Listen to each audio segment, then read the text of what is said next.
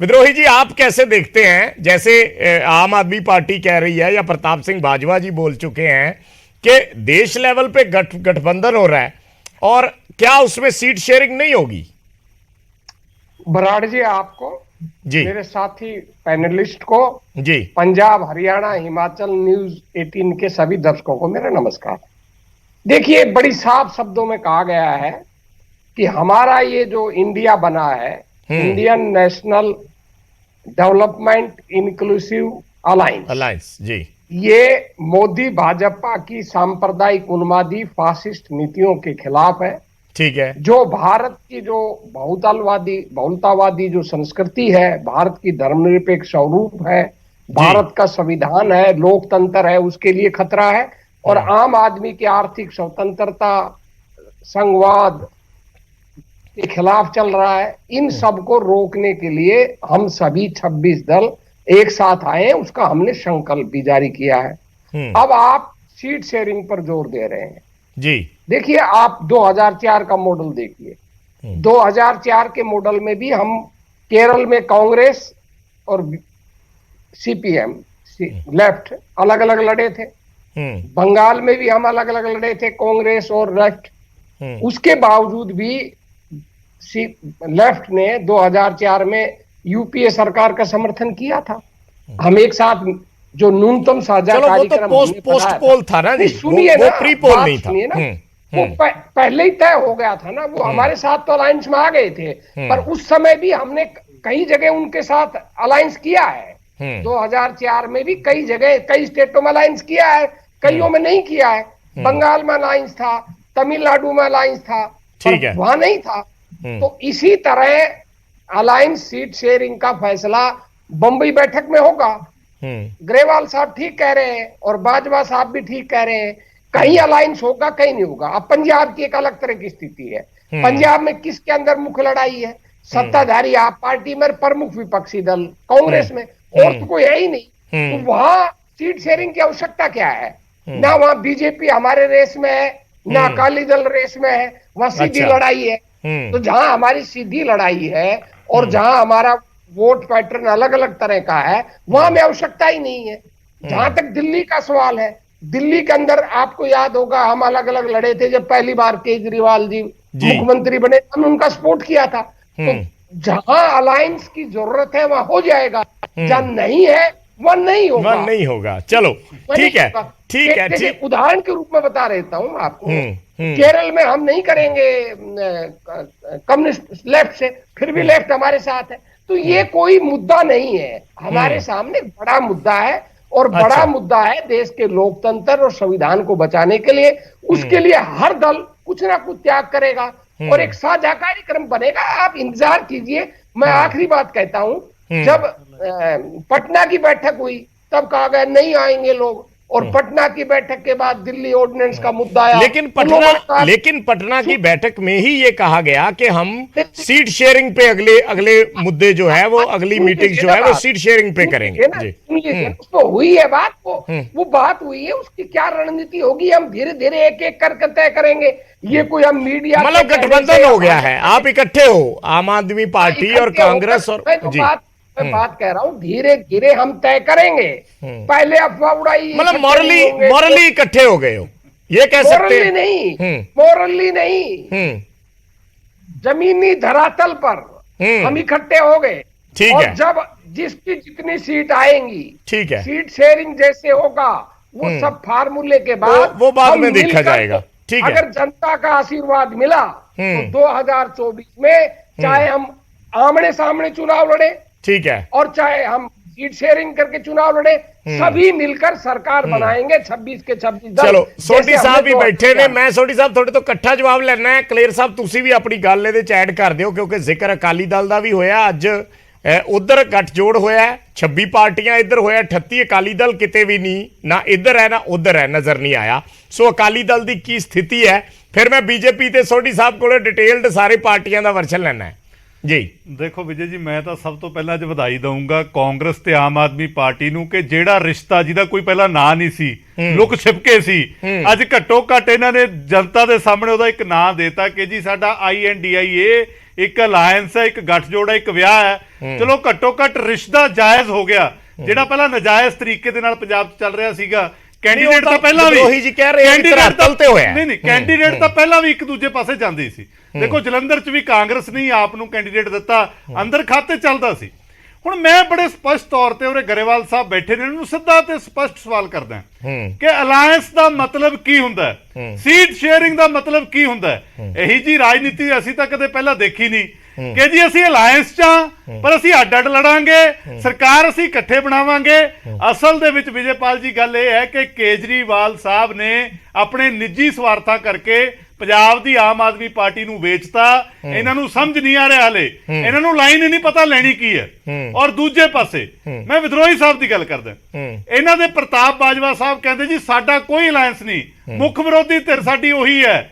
ਦੂਜੇ ਪਾਸੇ ਭਾਰਤ ਭੂਸ਼ਣ ਆਸ਼ੂ ਨੇ ਕੀ ਕਿਹਾ, ਉਹ ਵੀ ਸਾਬਕਾ ਮੰਤਰੀ ਨੇ। ਵਿਦਰੋਹੀ ਸਾਹਿਬ ਦਾ ਤਾਂ ਮੈਨੂੰ ਪਤਾ ਨਹੀਂ ਕਿ ਐਮਐਲਏ ਰਹੇ ਨੇ, ਮੰਤਰੀ ਰਹੇ ਨੇ, ਪਰ ਪੰਜਾਬ ਦਾ ਇੱਕ ਮੰਤਰੀ, ਕਾਂਗਰਸ ਦਾ ਪ੍ਰੋਮੀਨੈਂਟ ਚਿਹਰਾ, ਉਹ ਕਹਿ ਰਿਹਾ ਕਿ ਅਲਾਇੰਸ ਗੱਠਜੋੜ ਬਹੁਤ ਜ਼ਰੂਰੀ ਹੈ। ਆਮ ਆਦਮੀ ਪਾਰਟੀ ਆਪਣੀ ਲਾਈਨ ਕਲੀਅਰ ਕਰੇ। ਇਹ ਪਹਿਲੀ ਵਾਰੀ ਹੋਇਆ ਦੇਸ਼ ਦੀ ਰਾਜਨੀਤੀ ਦੇ ਵਿੱਚ ਕਿ ਕੋਈ ਮੁੱਖ ਵਿਰੋਧੀ ਧਿਰ ਤੇ ਸਰਕਾਰ ਗੱਠਜੋੜ ਚ ਆ ਜਾਣ। ਪਹਿਲਾਂ ਕਦੇ ਨਹੀਂ ਹੋਇਆ, ਇਹ ਪਹਿਲੀ ਵਾਰੀ ਹੋਇਆ। ਔਰ ਦੂਜੇ ਪਾਸੇ ਇਹ ਵੀ ਦੱਸ ਦੇਣ ਕਿ ਇਹਨਾਂ ਦੀ ਲਾਈਨ ਹੈ ਕੀ ਹੈ, ਇਹਨਾਂ ਦੀ ਲਾਈਨ ਹੈ ਕੀ ਹੈ। ਯੂਸੀਸੀ ਤੇ ਤਾਂ ਕੇਜਰੀਵਾਲ ਸਾਹਿਬ ਮੋਦੀ ਸਾਹਿਬ ਦੇ ਨਾਲ ਖੜੇ ਨੇ, ਉਹ ਕਹਿੰਦੇ ਇਨ ਪ੍ਰਿੰਸੀਪਲ ਮੈਂ ਯੂਸੀਸੀ ਦੇ ਨਾਲ ਆ। ਫਿਰ ਉੱਥੇ ਇਹਨਾਂ ਦੀ ਧਰਮ ਨਿਰਪੇਖਤਾ ਦੀ ਗੱਲ ਕਿੱਥੇ ਜਾਂਦੀ ਹੈ? ਹੁਣ ਆ ਕੇ ਜਦੋਂ ਆਪਣੀ ਆਰਡੀਨੈਂਸ ਦੀ ਗੱਲ ਆ ਗਈ, ਕੇਰਲਾ ਦੇ ਵਿੱਚ ਹੋਇਆ। ਹੁਣ ਆ ਕੇ ਹੋ ਰਿਹਾ ਕੇਰਲਾ ਸਾਹਿਬ, ਉਹ ਕਹਿ ਰਹੇ ਨੇ ਕੇਰਲਾ 'ਚ ਹੋਇਆ। ਕੇਰਲਾ 'ਚ ਜਿਹੜੀ ਇਹ ਗੱਲ ਕਹਿ ਰਹੇ ਨੇ ਜੀ, ਉਹ ਕੋਈ ਅਲਾਇੰਸ ਨਹੀਂ ਸੀ। ਯੂਪੀਏ ਜਦੋਂ ਬਣਿਆ, ਉਹ 2004 ਦੇ ਵਿੱਚ ਜਦੋਂ ਬਾਅਦ ਦੇ ਵਿੱਚ ਇਕੱਠੇ ਹੋਏ ਦਲ, ਉਹ ਤੋਂ ਬਾਅਦ ਬਣਿਆ ਤੇ ਸੋਨੀਆ ਗਾਂਧੀ ਜੀ ਨੂੰ ਉਹਦਾ ਕਨਵੀਨਰ ਲਾਤਾ। ਯੂਪੀਏ ਦੀ ਪਹਿਲਾਂ ਕੋਈ ਗੱਲ ਨਹੀਂ ਸੀ ਉੱਥੇ। ਸੋ ਤੁਸੀਂ ਘੱਟੋ ਘੱਟ, ਮੈਂ ਫੇਰ ਦੁਬਾਰਾ ਕਹਿਣਾ ਜੀ, ਅੱਜ ਇਹ ਗੱਲ ਸਪਸ਼ਟ ਕਰੋ ਕਿ ਪੰਜਾਬ ਦੀ ਵਿਰੋਧੀ ਧਿਰ ਕੌਣ ਹੈ, ਕਿਉਂਕਿ ਕਾਂਗਰਸ ਤਾਂ ਸਰਕਾਰ 'ਚ ਸ਼ਾਮਲ ਹੋ ਗਈ। ਪ੍ਰਤਾਪ ਬਾਜਵਾ ਸਾਹਿਬ ਦਾ ਦਰਦ ਠੀਕ ਹੈ ਕਿਉਂਕਿ ਉਹਨਾਂ ਦਾ ਐਲਓਪੀ ਦਾ ਅਹੁਦਾ ਚਲੋ ਇਹ ਵੀ ਕਹਿ ਰਹੇ ਇਹਦੇ ਤੇ ਸਥਿਤੀ ਸਪਸ਼ਟ ਕਰੋ। ਪੰਜਾਬ ਨੇ ਵੋਟ ਕਿਹਨੂੰ ਪਾਈ? ਮੈਂ ਬਰਾੜ ਸਾਹਿਬ ਇੱਕ ਮਿੰਟ, ਬਰਾੜ ਸਾਹਿਬ ਇਹਨਾਂ ਨੂੰ ਚੁੱਪ ਰਹਿਣ ਦਿਓ। ਉਹ ਕਹਿੰਦੇ ਪੰਜਾਬ 'ਚ ਨਹੀਂ ਹੋਏਗਾ। ਮੈਂ ਸਿੱਧੀ ਗੱਲ ਕਰ, ਆਮ ਆਦਮੀ ਪਾਰਟੀ ਇਹ ਦੱਸੇ ਜੀ ਇਹਨਾਂ ਦਾ ਜਨਮ ਕਾਹਦੇ 'ਚ ਹੋਇਆ ਸੀ? ਜਿਹੜਾ ਕਾਂਗਰਸ ਦੇ ਖਿਲਾਫ ਅੰਨਾ ਹਜ਼ਾਰੇ ਦਾ ਅੰਦੋਲਨ ਸੀ, ਉੱਥੋਂ ਜਨਮ ਹੋਇਆ। ਇਹ ਕਹਿੰਦੇ ਜੀ ਮਨਮੋਹਨ ਸਿੰਘ ਦੀ ਸਰਕਾਰ ਨੇ ਕਰਪਸ਼ਨ ਕੀਤੀ। ਚਲੋ ਪੰਜਾਬ ਦੇ ਵਿੱਚ ਆਮ ਆਦਮੀ ਪਾਰਟੀ ਨੇ ਕਿਵੇਂ ਸਰਕਾਰ ਬਣਾਈ? ਕਾਂਗਰਸ ਦੇ ਵਿਰੋਧੀ ਬਣਾਈ। ਅੱਜ ਇਹ ਕਹਿੰਦੇ ਜੀ ਕਾਂਗਰਸ ਦੇ ਮੰਤਰੀ ਇੱਕ ਬੀਜੇਪੀ ਜੇਲ੍ਹ 'ਚ ਸਿੱਟ ਰਹੇ ਆ। ਸੋ ਅੱਜ ਇਹ ਜਿਹੜਾ ਅਲਾਇੰਸ ਹੈ, ਬੀਜੇਪੀ ਕਿਹੜਾ ਗੁਪਤ ਸਮਝੌਤਾ ਪੰਜਾਬ ਨੂੰ ਦੱਸਦਾ ਦਿਓ। ਆਪਾਂ ਬੀਜੇਪੀ ਦਾ ਪ੍ਰਤੀਕਰਮ ਲੈ ਲਈਏ, ਫਿਰ ਇਕੱਠਾ ਜਵਾਬ ਲੈਣੇ ਆ। ਸੋਢੀ ਸਾਹਿਬ, ਤਾਂ ਤੁਹਾਡਾ ਰਿਐਕਸ਼ਨ ਬੜਾ ਜ਼ਰੂਰੀ ਹੈ ਕਿਉਂਕਿ ਸਭ ਕੁਝ ਜਿਹੜਾ ਅੱਜ ਸਾਹਮਣੇ ਆਇਆ ਹੈ, ਜੋ ਸਿਆਸੀ ਘਟਨਾਕ੍ਰਮ ਇੱਕ ਵੱਡਾ ਹੋਇਆ ਹੈ, ਇੰਡੀਆ ਜਿਸ ਦੇ ਵਿੱਚੋਂ ਨਾਮ ਨਿਕਲ ਕੇ ਆਇਆ ਹੈ, ਐਨਡੀਏ ਦੇ ਉਹ ਖਿਲਾਫ ਹੈ, ਸਿੱਧਾ ਨਿਸ਼ਾਨੇ ਬੀਜੇਪੀ ਤੇ ਸਾਧੇ ਜਾ ਰਹੇ ਹੈ। ਇਹ ਦੇਸ਼ ਲੈਵਲ ਦਾ ਮਸਲਾ ਹੈ, ਇਕੱਲੇ ਪੰਜਾਬ ਦੀ ਤੇ ਗੱਲ ਵੀ ਨਹੀਂ ਹੈ। ਦੇਖੋ ਬਰਾੜ ਸਾਹਿਬ, ਜਿਹੜੇ ਵਿਸ਼ੇ ਤੇ ਆਪਾਂ ਡਿਬੇਟ ਕਰ ਰਹੇ ਹਾਂ, ਪਹਿਲੀ ਗੱਲ ਤਾਂ ਜਿਹੜਾ ਅੱਜ ਮਹਾਗਠਬੰਧਨ ਨੇ ਨਾਂ ਰੱਖਿਆ ਹੈ ਜੀ, Indian national development inclusive alliance ਜੀ, ਇਹਦਾ ਮਤਲਬ ਮੈਂ ਦੱਸ ਦਿੰਦਾ ਕਿ ਆਈ ਦਾ ਮਤਲਬ ਹੈ ਇਨ ਸਭ ਨੇ, एन का मतलब है अपनी नैया को, डी का मतलब है डूबने से बचाने के लिए, और आई का मतलब है इंडिया नाम का, ए का मतलब है आसरा लिया है। मेरा कहना यह है कि देश दे विच संविधान भी सुरक्षित है, देश दे विच लोकतंत्र नूं कोई खतरा नहीं, देश दे विच कानून नूं कोई खतरा नहीं। वावा कढ़ लिया तुसी। जे खतरा है ते बराड़ साहब अपने परिवारां नूं बचाउण दा, अपने भ्रिष्टाचार के उत्तर जिहड़े लगे दोष ने उन्हां नूं बचाउण दा मसला है, देश का कोई मसला नहीं। जे देश दे विच लोकतंत्र खतरे च हुंदा ते हिमाचल च सरकार कांग्रेस दी किवें बन गई, करनाटका दे विच किवें बन गई? जे देश दे विच लोकतंत्र खतरे च हुंदा, पंजाब दे विच बाय इलैक्शन दे विच जिहड़ा पार्लीमेंट दा होया ਉਹਦੇ ਚ आम आदमी पार्टी ने किवें जित प्राप्त कर ली? जे देश का संविधान या कानून खतरे च हुंदा ते अज आम आदमी पार्टी का भ्रिष्टाचार मंत्री मनीष सिसोदिया जेल दे विच क्यों हुंदा? सतिंदर जैन की 2 सालों तो जमानत नहीं हुई। देश दे विच लोकतंत्र भी खतरे च नहीं, कोई संविधान खतरे च नहीं। खतरे दे विच तां इह पार्टियां ने ਜਿਹੜੀਆਂ ਇਕੱਠੀਆਂ ਹੋ ਕੇ ਇੱਕ, मैं समझदा है कि अपने आप ਨੂੰ ਬਚਾਉਣ ਲਈ ਇਹ ਪਾਰਟੀਆਂ ਇਕੱਠੀਆਂ ਹੋ ਰਹੀਆਂ। ਹੁਣ ਦੂਜੀ ਗੱਲ ਆ ਗਈ, ਦੂਜੀ ਗੱਲ मैं पहली बार सुनिया है कि ਜਿਹੜਾ ਅਲਾਇੰਸ ਹੁੰਦਾ ਹੈ ਇਹ ਦੂਰੀ ਮਾਪ ਨੀਤੀ ਆਮ ਆਦਮੀ ਪਾਰਟੀ ਦੇ ਬੁਲਾਰੇ ਵੀ ਕਰ ਰਹੇ ਨੇ ਔਰ ਕਾਂਗਰਸ ਦੇ ਵੀ ਕਰ ਰਹੇ ਨੇ। ਹੁਣ ਪ੍ਰਤੱਖ ਨੂੰ ਪ੍ਰਮਾਣ ਦੀ ਕੀ ਲੋੜ ਹੈ? ਜਿਹੜੀ ਗੱਲ ਬਾਜਵਾ ਸਾਹਿਬ ਨੇ ਇਹਨਾਂ ਦੇ ਜਿਹੜੇ ਕਾਂਗਰਸ ਦੇ ਵਿਰੋਧੀ ਧਿਰ ਦੇ ਲੀਡਰ ਨੇ ਪੰਜਾਬ ਵਿਧਾਨ ਸਭਾ ਦੇ ਵਿੱਚ ਉਹਨਾਂ ਨੇ ਕਲੀਅਰ ਹੀ ਕਰਤੀ ਕਿ ਜਦੋਂ ਅਸੀਂ ਅਲਾਈਅੰਸ 2024 ਲਈ ਕਰ ਰਹੇ ਹਾਂ ਤੇ ਫਿਰ 2024 ਲਈ ਅਲਾਈਅੰਸ ਕਰ ਰਹੇ ਹਾਂ ਤੇ ਫਿਰ ਸੀਟ ਜਿਹੜੀ ਵੰਡ ਹੈ ਸੀਟਾਂ ਦੀ ਉਹ ਤਾਂ ਫਿਰ ਹੋਵੇਗੀ, ਲੇਕਿਨ ਉਹਦੇ ਉੱਤੇ ਉਹ ਆਪਣੀ ਹਾਈ ਕਮਾਨ ਦੇ ਉੱਪਰ ਕੁਐਸਚਨ ਕਰ ਰਹੇ ਨੇ। ਲੇਕਿਨ ਅੱਜ ਇੱਕ ਗੱਲ ਸਾਹਮਣੇ ਆ ਗਈ ਹੈ ਬਰਾੜ ਸਾਹਿਬ ਕਿ ਜਿਹੜੇ ਕਹਿੰਦੇ ਹੁੰਦੇ ਸੀ ਕਿ ਬੀਜੇਪੀ ਦੀ ਫਲਾਨੀ ਬੀ ਟੀਮ ਹੈ, ਬੀਜੇਪੀ ਦੀ ਫਲਾਨੀ ਇਹ ਟੀਮ ਹੈ, ਅੱਜ ਬੀਜੇਪੀ ਨਹੀਂ, ਅੱਜ ਜਿਹੜੀ ਕਾਂਗਰਸ ਹੈ ਉਹ ਆਮ ਆਦਮੀ ਪਾਰਟੀ ਦੀ ਬੀ ਟੀਮ ਸ਼ੋ ਹੋ ਚੁੱਕੀ ਹੈ। ਠੀਕ ਹੈ। ਔਰ ਜਿਹੜੀ ਆਮ ਆਦਮੀ ਪਾਰਟੀ ਦੇ ਸੁਪਰੀਮੋ ਇਹ ਸੌਹਾਂ ਪਾਉਂਦੇ ਹੁੰਦੇ ਸੀ ਕਿ ਮੈਂ ਕਾਂਗਰਸ ਨਾਲ ਜ਼ਿੰਦਗੀ 'ਚ ਕਦੇ ਸਮਝੌਤਾ ਨਹੀਂ ਕਰੂੰਗਾ, ਉਸੇ ਸਹੁੰ ਦੀ ਉਲੰਘਣਾ ਉਹਨਾਂ ਨੇ ਦਿੱਲੀ ਦੇ ਵਿੱਚ ਵੀ ਕੀਤੀ। ਔਰ ਹੁਣ ਜਿਹੜਾ ਅਲਾਈਅੰਸ ਜਿਹੜਾ ਹੋ ਰਿਹਾ ਹੈ ਪੰਜਾਬ ਦੇ ਵਿੱਚ ਵੀ ਜਿਹੜੀ ਆਪਣੀ ਕਾਂਗਰਸ ਜਾਂ ਦੇਸ਼ ਦੇ ਵਿੱਚ ਕਰ ਰਹੇ ਨੇ ਤੇ ਉਹ ਵੀ ਉਸੇ ਸਹੁੰ ਦੀ ਉਲੰਘਣਾ ਹੈ। ਸਾਡਾ ਕਹਿਣਾ ਇਹ ਹੈ ਕਿ ਭਾਰਤੀ ਜਨਤਾ ਪਾਰਟੀ ਨੇ ਉਹਨਾਂ ਆਪਣੇ ਸਾਥੀਆਂ ਨੂੰ, ਹੋ ਸਕਦਾ 2-4 ਸਾਥੀ ਸਾਡੇ ਬਾਹਰ ਚਲੇ ਗਏ ਹੁਣ, ਲੇਕਿਨ ਸਾਡੇ ਪੁਰਾਣੇ ਸਾਥੀ ਜਿਨ੍ਹਾਂ ਨਾਲ ਮਿਲ ਕੇ ਅਸੀਂ 2014 ਚ 2019 ਦੇ ਵਿੱਚ ਸਰਕਾਰ ਬਣਾਈ ਸੀ ਔਰ 2024 ਦੇ ਵਿੱਚ ਵੀ ਅਸੀਂ ਸਾਥੀਆਂ ਨਾਲ ਬਣਾਵਾਂਗੇ ਜਿੱਥੇ ਬਦਲਣ ਦੇਸ਼ ਦੇ ਪ੍ਰਧਾਨ ਮੰਤਰੀ ਨਰਿੰਦਰ ਮੋਦੀ ਜੀ ਤੀਜੀ ਵਾਰ ਸਹੁੰ ਚੁੱਕਣਗੇ। ਇਹ ਸਾਰੇ ਆਪਣੇ ਡਰਦੇ ਮਾਰੇ ਜਿਹੜੀ ਮੈਂ ਇੰਡੀਆ ਦੀ ਤੁਹਾਨੂੰ ਜਿਹੜੀ ਮੈਂ ਸਾਰੀ ਦੱਸਿਆ ਉਹ ਸ਼ਬਦ ਇਹ ਸਾਰਾ ਉਸੇ ਤੇ ਢੁਕਦਾ ਹੈ। ਸੋ ਇਸ ਕਰਕੇ ਜਿਹੜਾ ਅਲਾਈਅੰਸ ਹੈ ਇਹ ਡਰਦੇ ਮਾਰੇ ਕਰ ਰਹੇ। ਸੋ ਕੁੱਲ ਮਿਲਾ ਕੇ ਮਸਲਾ ਗੱਠਜੋੜ ਦਾ ਹੀ ਹੈ ਕਿ ਗੱਠਜੋੜ ਨੂੰ ਲੈ ਕੇ ਕੁਝ ਚੀਜ਼ਾਂ ਹਲੇ ਵੀ ਧੁੰਦਲੀਆਂ ਨੇ, ਸਪਸ਼ਟ ਰੂਪ ਚ ਸਾਹਮਣੇ ਨਹੀਂ ਆ ਰਹੀਆਂ। ਗਰੇਵਾਲ ਸਾਹਿਬ, ਸਥਿਤੀ ਸਿਰਫ ਇੰਨੀ ਹੈ ਕਿ ਇਹ ਕਿਸ ਤਰੀਕੇ ਦੀ ਇਕੁਏਸ਼ਨ ਹੈ ਜਾਂ ਇਹ ਕਿਸ ਤਰੀਕੇ ਦਾ ਗੱਠਜੋੜ ਹੈ ਕਿ ਇੱਥੇ ਅਸੀਂ ਇਕੱਠੇ ਆ, ਇੱਥੇ ਅਸੀਂ ਵਿਰੋਧੀ ਆ, ਇੱਥੇ ਅਸੀਂ ਇਕੱਠੇ ਆ, ਇੱਥੇ ਅਸੀਂ ਵਿਰੋਧੀ। ਇਹ ਮਾੜੀ ਜੀ ਇਕੁਏਸ਼ਨ ਸਮਝਾ ਦਿਓ। ਸਾਰੀ ਸਮਝਾਉਣਾ ਜੀ, ਸਾਰੀ ਸਮਝਾਉਣਾ। ਐਕਚੁਅਲੀ ਗੱਲ ਹੈ ਕਿ ਅਕਾਲੀਆਂ ਨੂੰ ਸਾਹ ਆ ਗਿਆ ਹੋਊਗਾ, ਜਿਵੇਂ ਬੀਜੇਪੀ ਵਾਲਿਆਂ ਨੇ ਕਹਿਤਾ ਸਾਡੇ ਪੁਰਾਣੇ ਭਰਾ ਸਾਡੇ ਕੋਲੇ ਆਉਣਗੇ। ਇਹ ਸੰਗਲ ਤੜਾ ਰਹੇ ਸੀ, ਅਕਾਲੀ ਦਲ ਦਾ ਹਾਲ ਸੀ ਨਾ ਖੁਦਾ ਹੀ ਮਿਲਾ ਨਾ ਵਿਸਾਲੇ ਸਨਮ। ਇਹ ਤਾਂ ਵਿਚਾਰੇ ਕਹਿੰਦੇ ਸੀ ਕਿ ਇਦੋਂ ਤਾਂ ਚਟਾਲਾ ਹੀ ਚੰਗਾ ਰਹਿ ਗਿਆ, 5-7 ਦੋ ਗਾਲਾਂ ਹੀ ਕੱਢ ਲੈਂਦੇ ਸਾਲ ਖੰਡ। ਪਹਿਲੀ ਗੱਲ ਚਲੋ ਕੋਈ ਨਹੀਂ, ਧਰਮ ਨੂੰ ਖਤਰੇ 'ਚ ਪਾਉਣ ਵਾਲੇ ਇਕੱਠੇ ਹੋ ਰਹੇ ਆ।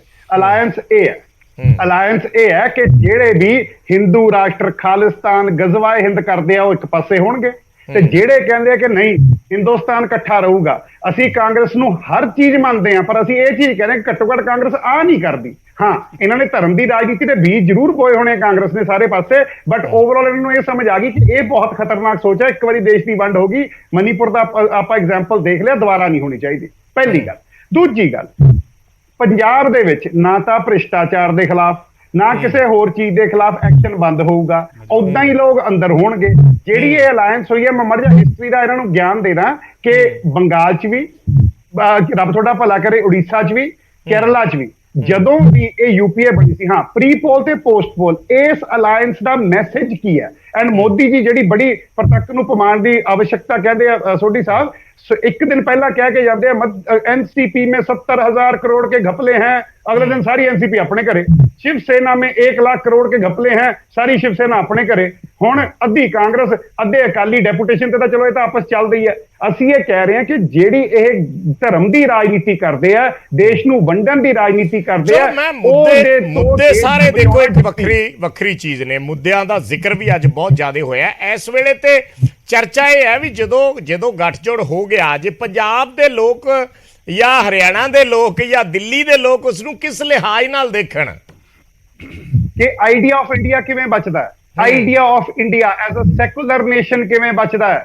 ਜਦੋਂ ਜੇ ਇਹਨਾਂ ਨੂੰ ਨਾ ਰੋਕਿਆ ਗਿਆ, ਇਹ ਬਰਾੜ ਸਾਹਿਬ ਦੰਗੇ ਮਨੀਪੁਰ 'ਚ ਕੀ ਹੋ ਰਿਹਾ, ਦੰਗੇ ਕਰਾਉਣਗੇ, ਇਹ ਤਾਂ ਲੋਕਾਂ 'ਚ ਵੰਡੀਆਂ ਪਾ ਦੇਣਗੇ। ਚਲੋ ਆਪਾਂ ਬਰੀਫ ਰੱਖੀਏ, ਸਾਰਿਆਂ ਦੀ ਵਾਰੀ ਆਉਣੀ ਹੈ। ਕਲੀਅਰ ਸਾਹਿਬ। ਨਹੀਂ ਮੈਂ ਨਾ ਜੀ, ਮੈਂ ਫਿਰ ਦੇਖੋ ਦੋ ਚੀਜ਼ਾਂ ਉਰੇ ਬੜੀ ਗਲਤ ਬਿਆਨੀ ਹੋ ਰਹੀ। ਪਹਿਲਾਂ ਤਾਂ ਕਾਂਗਰਸ ਦੇ ਪ੍ਰਵਕਤਾ ਦੀ ਇਹ ਕਹਿੰਦੇ ਜੀ ਯੂਪੀਏ ਅਲਾਇੰਸ, ਇਹਨਾਂ ਨੂੰ ਪਤਾ ਹੋਣਾ ਚਾਹੀਦਾ ਕਿ ਜਿਹੜਾ ਯੂਪੀਏ ਸੀ ਉਹ ਤਾਂ ਬਣਿਆ ਹੀ 2004 ਦੀ ਇਲੈਕਸ਼ਨ ਤੋਂ ਬਾਅਦ ਦੇ ਵਿੱਚ ਸੀ। ਪਹਿਲਾਂ ਯੂਪੀਏ ਹੈ ਨਹੀਂ ਸੀ, ਉਹ ਅਲਾਇੰਸ ਹੀ ਬਾਅਦ ਦੇ ਵਿੱਚ ਬਣਿਆ 2004 ਦੀ ਜਨਰਲ ਇਲੈਕਸ਼ਨ ਤੋਂ ਬਾਅਦ।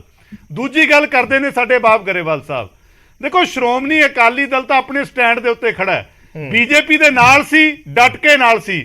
ਜਿੱਦਣ ਕਿਸਾਨਾਂ ਦੇ ਵਿਰੁੱਧ ਸਟੈਂਡ ਲੈ ਲਿਆ, ਛੱਡਤੀ ਵਜ਼ੀਰੀ, ਛੱਡੀ ਐਨਡੀਏ, ਛੱਡਤਾ। ਅੱਜ ਵੀ ਯੂਸੀਸੀ ਤੇ ਆਪਣਾ ਸਟੈਂਡ ਸਪਸ਼ਟ ਲੈ ਕੇ ਬੈਠੇ, ਆਮ ਆਦਮੀ ਪਾਰਟੀ ਵਾਂਗੂ ਨਹੀਂ ਕਿ ਕੇਜਰੀਵਾਲ ਤਾਂ ਕਹਿ ਰਿਹਾ ਕਿ ਮੋਦੀ ਸਾਹਿਬ ਠੀਕ ਕਰ ਰਹੇ ਨੇ, ਭਗਵੰਤ ਮਾਨ ਉਰੇ ਉਲਟ ਬਿਆਨ ਦੇ ਰਿਹਾ ਤੇ ਬੈਠੇ ਇਕੱਠੇ ਨੇ ਇੱਕੋ ਮੀਟਿੰਗ ਦੇ ਵਿੱਚ। ਔਰ ਦੂਸਰੀ ਗੱਲ ਦੇਖੋ, ਇਹ ਹਲੇ ਤੱਕ ਇਹ ਕਲੀਅਰ ਨਹੀਂ ਕਰ ਪਾ ਰਹੇ। ਇਹਨਾਂ ਨੂੰ ਅਸਲ 'ਚ ਦੱਸਣਾ ਚਾਹੀਦਾ ਹੈ ਕਿ ਕੇਜਰੀਵਾਲ ਨੂੰ ਤਾਂ ਲੋੜ ਹੈ ਕਾਂਗਰਸ ਦੀ ਆਰਡੀਨੈਂਸ ਰੋਕਣ ਦੇ ਲਈ ਕਿ ਕਿਸੇ ਤਰੀਕੇ ਮੇਰੀਆਂ ਪਾਵਰਾਂ ਵੱਜਣ, ਜਿਹਦੇ ਕਰਕੇ ਪੰਜਾਬ ਦਾ ਪੈਸਾ ਦਿੱਲੀ 'ਚ ਫੂਕਿਆ ਜਾ ਰਿਹਾ ਹੈ, ਹੈਲੀਕਾਪਟਰ ਘੁਮਾਇਆ ਜਾ ਰਿਹਾ, ਫੈਲਕਨ ਜਹਾਜ਼। ਔਰ ਕਾਂਗਰਸ ਨੂੰ ਪੰਜਾਬ 'ਚ ਕਾਹਦੀ ਲੋੜ ਹੈ? ਵਿਜੀਲੈਂਸ ਤੋਂ ਬਚਣ ਦੀ। ਸੋ ਇਹ ਵਾਲਾ ਅਲਾਇੰਸ ਇਹਨਾਂ ਦਾ ਹੈ, ਇਹ ਇਹਨਾਂ ਦਾ ਕਾਮਨ ਮਿਨੀਮਮ ਪ੍ਰੋਗਰਾਮ ਹੈ। ਇਬਾਬ ਗਰੇਵਾਲ ਸਾਹਿਬ ਨੇ ਮੇਰੀਆਂ ਦੋ ਗੱਲਾਂ ਦਾ ਜਵਾਬ ਨਹੀਂ ਦਿੱਤਾ ਕਿ ਜੀ ਜਿਹੜੇ ਅੰਦੋਲਨ 'ਚੋਂ ਆਮ ਆਦਮੀ ਪਾਰਟੀ ਨਿਕਲੀ ਸੀ, ਕੀ ਹੁਣ ਆਪਣੀ ਵਿਚਾਰਧਾਰਾ ਕੰਪਰੋਮਾਈਜ਼ ਕਰ ਲਈ? ਕਿਉਂਕਿ ਉਹ ਤਾਂ ਕਾਂਗਰਸ ਦੀ ਕਰਪਸ਼ਨ ਦੇ ਖਿਲਾਫ ਸੀ।